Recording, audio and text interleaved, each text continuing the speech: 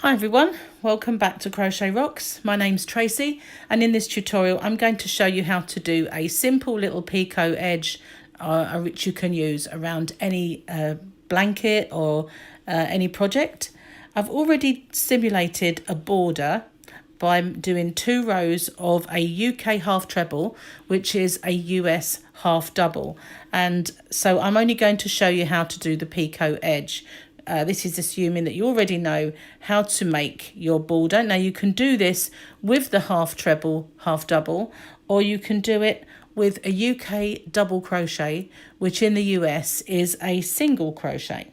So before we start, if you haven't already, please consider subscribing to my channel, the little buttons over here, and hit that notification bell. You'll be informed when there are new videos, and there are a lot coming your way at the moment, and I have a lot of tutorials already listed, including the blanket for this rectangular baby box granny rectangular blanket. I didn't really say that very well. It's a bit much to get your mouth around, the rectangular box baby blanket. Too many B's.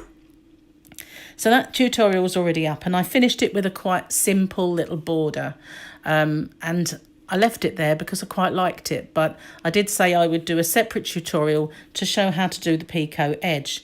Now I've used a DK weight yarn, which is a 3 weight in the US, and it's got a really lovely little baby kind of glitz to it. I'm not sure if it's going to pick up too easily in this light. It's very sunny today, but it is a really pretty yarn. And I've used a 4.5mm crochet hook. Now you could use smaller with a DK if you wanted it to be a little bit more compact, but I wanted this to be quite airy and drapey, especially as it's now officially spring and UK summertime is beginning.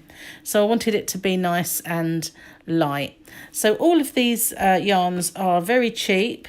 I got them from a store in the UK called B&M, but you can use whichever yarn you wish. You don't have to use a 3 weight at all. If you wanted to use a 4 weight, which in the UK is called Aran, then you can. Just make sure you use a corresponding size crochet hook.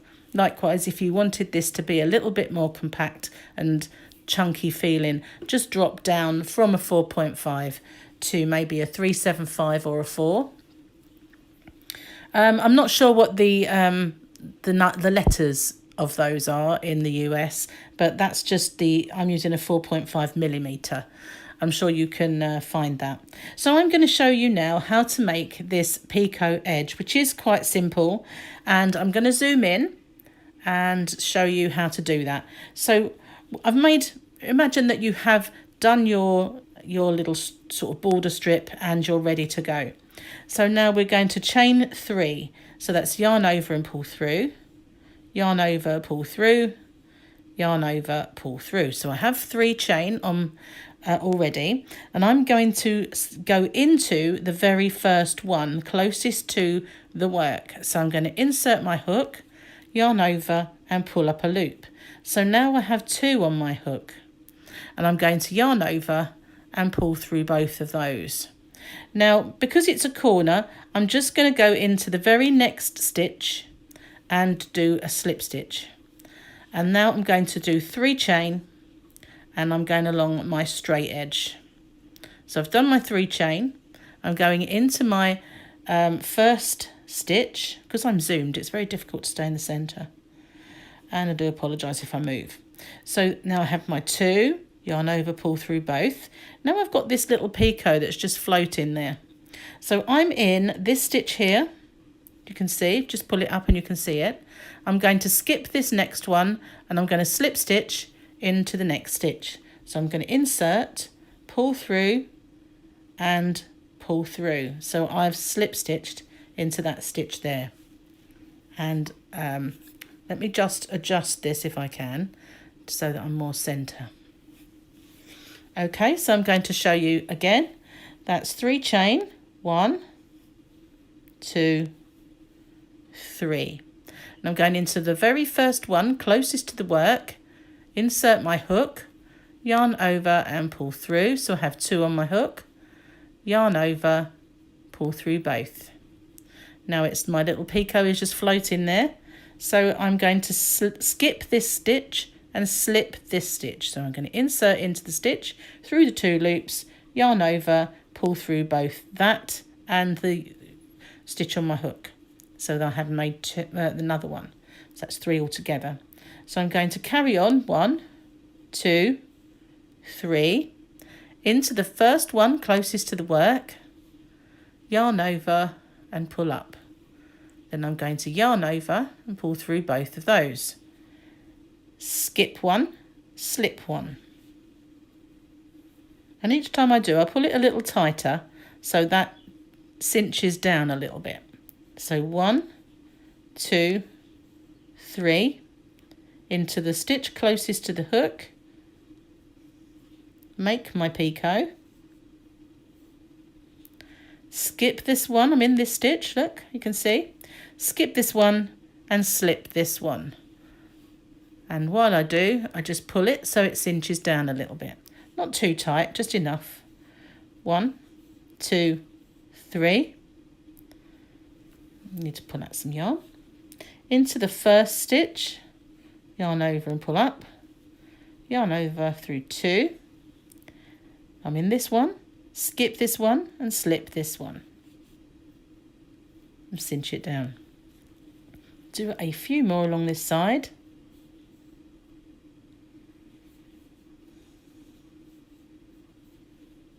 Now you can see the stitch that we're in.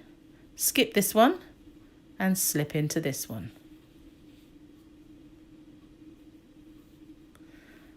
Okay, so if I just pause there a second and show you what they look like. So as I didn't skip a stitch, it makes it nice and close around the corner.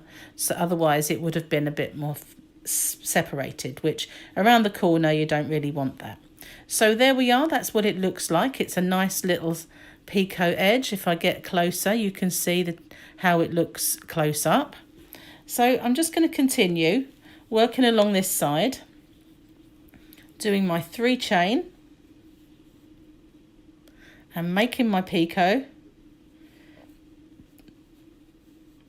and skipping my next stitch and slipping into my next one, cinching it down as I go.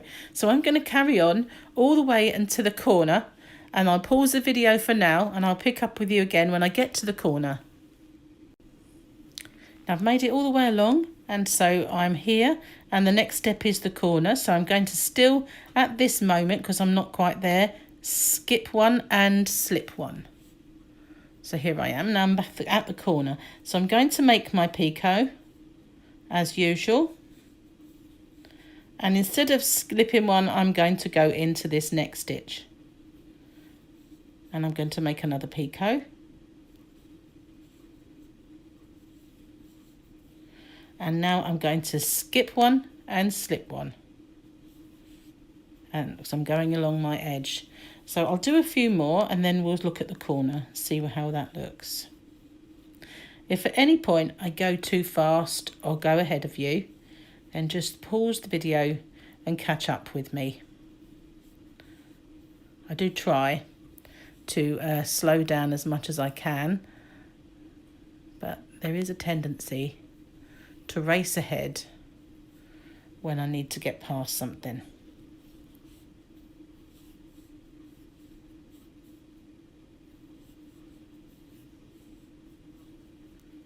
Skip one and slip one. Okay, so we're now round. So let's have a look how the corner looks.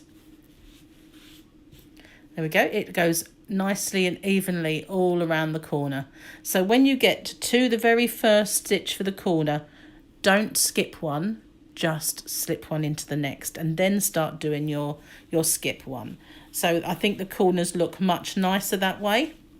You can still do the skip one, but it does look a little bit more spaced out than it would.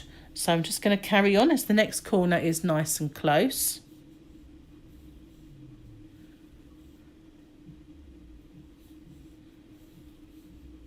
Sorry if you can hear music. That is, believe it or not, is a car going past the house very slowly, and I wouldn't mind, but all of our windows are closed and the car windows are closed.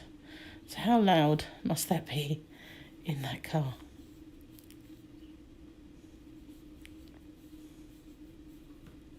Skip one and slip one. Just need to pull out some yarn. Just pause the video a second. Sorry about that, my yarn was caught, so I just needed to free it. So I'm going to carry on to the next corner and just show you again at the corner.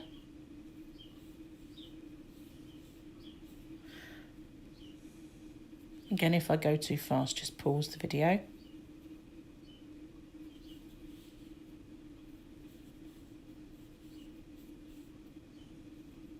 This is perfect when you need a little simple but pretty edge to your work.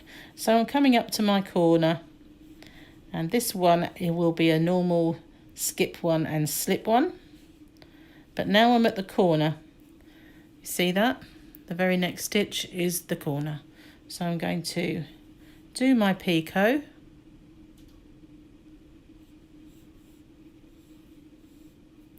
And I'm going into the very next stitch.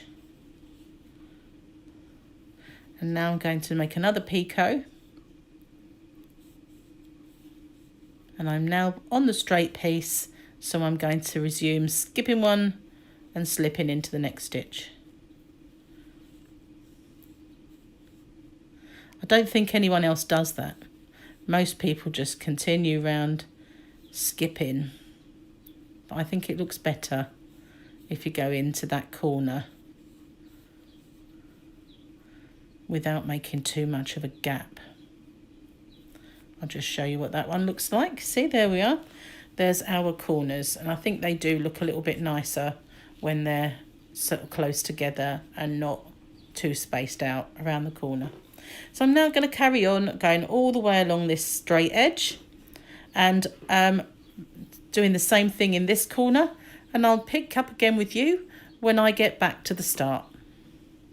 If you need to look at the corner again, then you can always just rewind a little bit, but I won't show you the next corner as I have done this one or two now. So I shall just meet up with you when we get back to the start. I've almost made it round, excuse me. And so I pick up with you again. Slip one.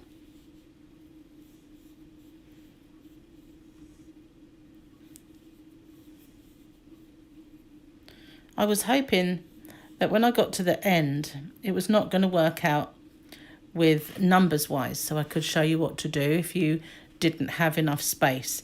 You could either, if you didn't have the correct amount of stitches, which I do, you could just go into the next one, just as you did around the corner, or you could maybe see how it looks if you extended one.